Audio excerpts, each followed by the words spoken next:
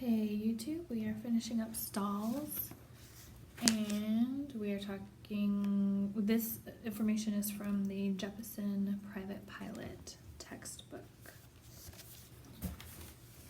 It says a stall is caused by the separation of airflow from the wing's upper surface.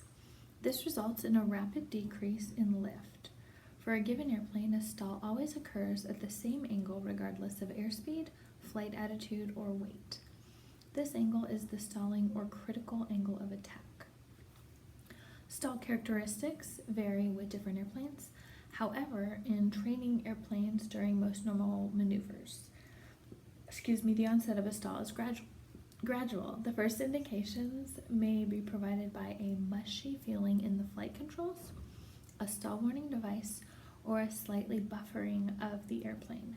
To recover from a stall, you must restore the smooth airflow by decreasing the angle of attack to a point below the critical angle of attack.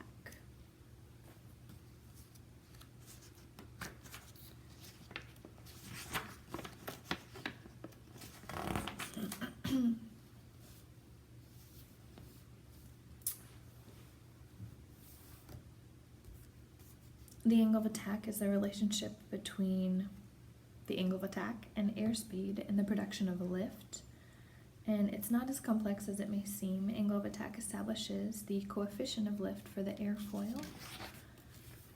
And at the same time, lift is proportional to the square of the airplane's speed. Since you can control both angle of attack and airspeed, you can control lift. Total lift depends on the combined effects of airspeed and angle of attack. When speed decreases, you must increase the angle of attack to maintain the same amount of lift. Conversely, if you want to maintain the same amount of lift at a higher speed, you must decrease the angle of attack.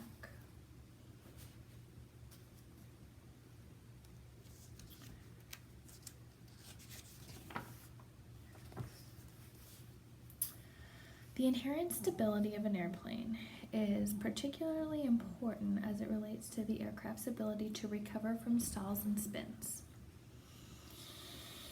A spin which can result from an aggravated stall. Familiarization with causes and effects of stalls is especially important during flight at slow airspeeds, such as during takeoff and landing, where the margin above the stall speed is small.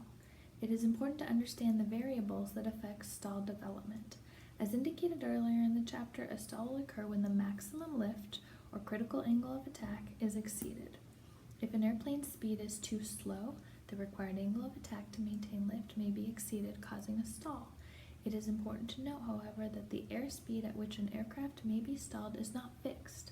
For example, although the extension of flaps increases drag, it also increases the wing's ability to produce lift, thereby reducing the stall speed.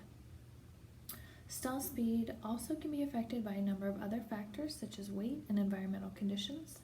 As aircraft weight increases, a higher angle of attack is required to maintain the same airspeed, since some of the lift must be used to support the increased weight. This causes an increase in the aircraft's stall speed. The distribution of weight also affects the stall speed of an aircraft. For example, a forward center of gravity creates a situation which requires the tail to produce more downforce to balance the aircraft. This in turn causes the wings to produce more lift than the center of gravity was located more rearward. So you can see a more forward center of gravity also increases stall speed. Any modification to the wing surface can also affect the stall speed on the aircraft. Although man-made high-lift devices can increase stall speed, the opposite can occur due to natural forces. Snow, ice, frost accumulation on the wing surface not only changes the shape of the wing, disrupting the airflow, but also increases weight and drag, all of which will increase stall speed. Another environmental factor that can affect stall speed is turbulence. The unpredictable nature of turbulence encounters can significantly and suddenly cause an aircraft to stall at a higher airspeed than the same aircraft at stable conditions. This occurs when a vertical gust changes the direction of the relative wind and abruptly increases the angle of attack. During takeoff and landing operations in gusty conditions, an increase in airspeed usually is necessary in order to maintain a wide margin above stall.